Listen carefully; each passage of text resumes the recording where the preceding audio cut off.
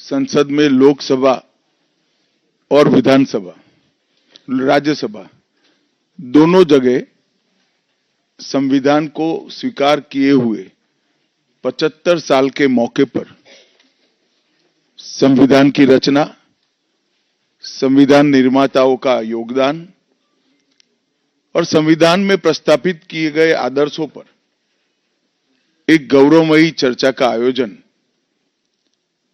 संसद के द्वारा किया गया। वो चर्चा में 75 साल की देश की गौरव यात्रा, विकास यात्रा और उपलब्धियों की भी चर्चा होनी थी। ये तो स्वाभाविक है कि जब लोकसभा में, राज्यसभा में पक्ष और विपक्ष होते हैं तो हर मुद्दे पर लोगों का नजरिया अलग अलग होता है, दलों का नजरिया अलग अलग होता है, वक्ताओं का नजरिया अलग अलग होता है। मगर संसद जैसे देश के सर्वोच्च लोकतांत्रिक फोरम में जब चर्चा होती है तब इसमें एक बात कॉमन होती है कि बात तथ्य के आधार पर होनी चाहिए और बात सत्य के आधार पर होनी चाहिए। कल से कांग्रेस पार्टी ने जिस तरह से तथ्यों को तोड़ मरोड़ कर रखने का प्रयास किया है, ये अत्यंत निंदनीय है और मैं इसकी निंदा करना चाहता हूं। ये क्यों हुआ? क्योंकि भारतीय जनता पार्टी के वक्ताओं ने संविधान पर, संविधान की रचना के मूल्यों पर और जब जब कांग्रेस या भारतीय जनता पार्टी का शासन रहा तब शासन ने संविधान के मूल्यों का किस तरह से मूल्यांकन किया, संरक्षण किया और संवर्धन किया, इस पर फैक्ट के साथ भारतीय जनता पार्टी के वक्ताओं ने अनेक उदाहरणों के साथ जनता के सामने विषय रखे और उसमें वो तय हो गया कि कांग्रेस पार्टी आंबेडकर जी विरोधी पार्टी है, कांग्रेस पार्टी आरक्षण विरोधी पार्टी है, कांग्रेस पार्टी संविधान विरोधी पार्टी है, कांग्रेस पार्टी ने सावरकर जी का भी अपमान किया, कांग्रेस पार्टी ने आपातकाल डालकर संविधान के सारे मूल्यों की धज्जियां उड़ा दी, नारी सम्मान को भी सालों तक दरकिनार किया, न्यायपालिका का हमेशा अपमान किया, सेना के शहीदों का अपमान किया और भारत की भूमि तक को संविधान तोड़कर विदेशी देशों को देने की हिमाकत कांग्रेस पार्टी के शासन में हुई।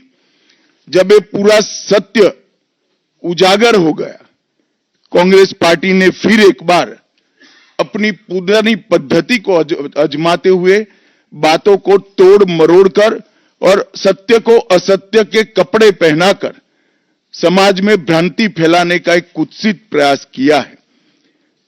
संसद में जब चर्चा हो रही थी, ये सिद्ध हो गया कि बाबा साहेब आंबेडकर का कांग्रेस ने किस तरह से पुरजोश विरोध किया था।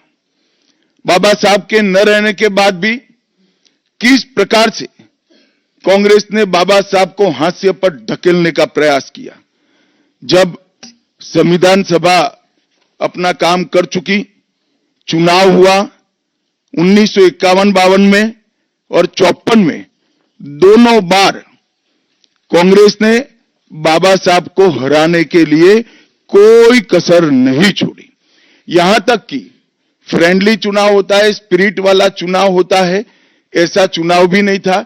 विशेष प्रयास किया गया और वो उनकी हार को सुनिश्चित किया गया।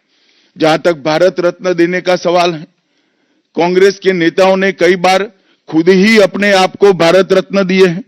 55 में नेहरू जी ने खुद को भारत रत्न दे दिया, 71 में इंदिरा जी ने खुद को भारत रत्न दे दिया और 1990 में बाबा साहब को भारत रत्न तब मिला जब कांग्रेस पार्टी सत्ता में नहीं रही और भारतीय जनता पार्टी के समर्थन वाली सरकार थी। 1990 तक कांग्रेस पार्टी बाबा साहब को भारत रत्न न मिले इसका बड़े जतन से प्रयास करती रही, यहां तक कि बाबा साहब की जयंती को भी 100वीं जयंती को भी मनाने का मना ही कर दिया गया। नेहरू जी की अंबेडकर जी के प्रति नफरत जग जाहिर। का मूल्यांकन जवाहरलाल जी किस तरह से करते थे इससे बड़ा कोई उदाहरण नहीं हो सकता। जब पंडित जी की एक और किताब को पढ़ते हैं, लेटर टू चीफ मिनिस्टर में एक उल्लेख है, बंबई के मेयर ने एक पत्र में बाबा साहब के अंबेडकर के जन्मस्थान महू में उनका स्मारक बनाना चाहिए ऐसा सुझाव दिया। 18 जून 1959 को पंडित जी ने कहा, सरकार के लिए स्मारक स्थापित करना बिल्कुल सामान्य बात नहीं होगी। आमतौर पर स्मारक निजी पहल से किया जाता है। अपने परिवार के चाहे कोई भी सदस्य हो, नेहरू जी हो, इंदिरा जी हो, संजय गांधी हो, राजीव गांधी हो, कई सारे लोगों के लाखों स्मारक देश के अंदर बनाने वाले परिवार के मुखिया कहते हैं कि आमतौर पर निजी पहल पर स्मारक बनाया जाता है, क्योंकि ये स्मारक B.R. आम्बेडकर जी का था। मित्रों, जब एक दूसरा उदाहरण मैं देना चाहता हूं, एक सर्वदलीय मंत्रिमंडल पहली देश की कैबिनेट बनी जिसमें बाबा साहेब आम्बेडकर भी सदस्य थे, नेहरू जी प्रधानमंत्री थे। नेहरू जी की किताब selected works of Jawaharlal Nehru में एक और उल्लेख आता है।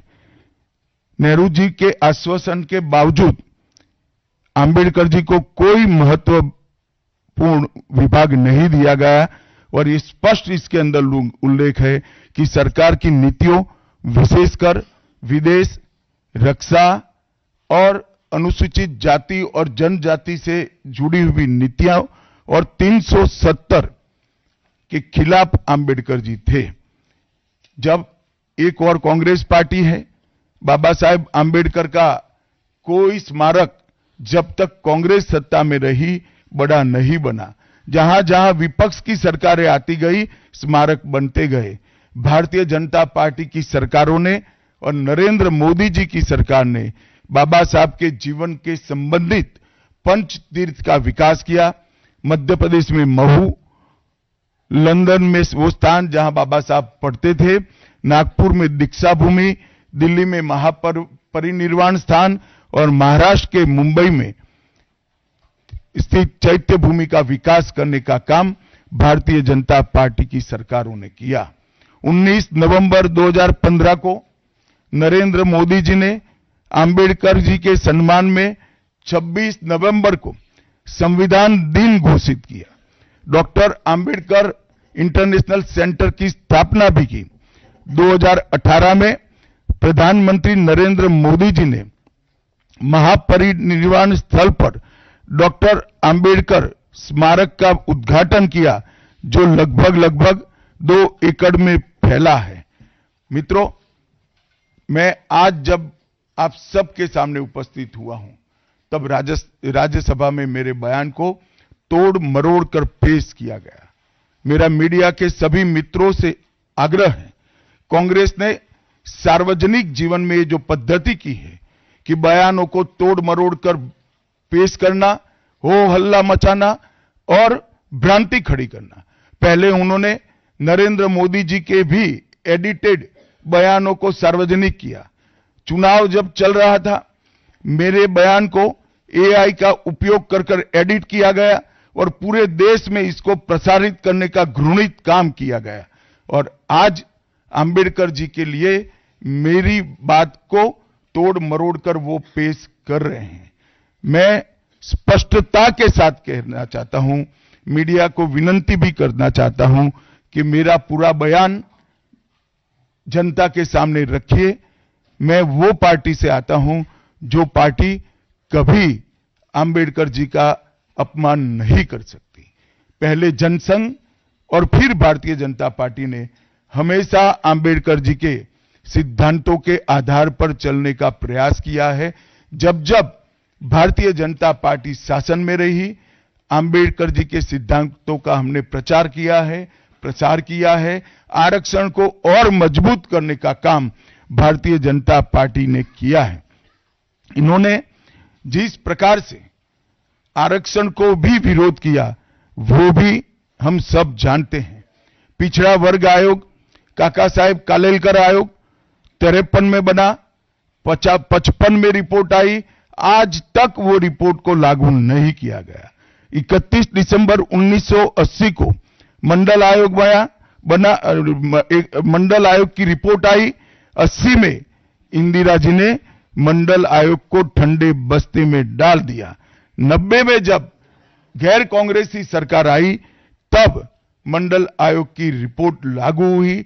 उस वक्त राजीव गांधी विपक्ष के नेता थे और जब मंडल आयोग की रिपोर्ट लागू हुई, प्रस्ताव संसद में आया, राजीव जी ने अपने जीवन का सबसे लंबा भाषण ओबीसी के आरक्षण का विरोध करने के लिए किया। आज मैं फिर से एक बार आग्रह के साथ मीडिया को बताना चाहता हूं, सच्चाई को जनता तक पहुंचाना चाहिए। मेरी पूरी बात बहुत स्पष्टता के साथ, कोई कंफ्यूजन के बगैर राज्यसभा के रिकॉर्ड पर है।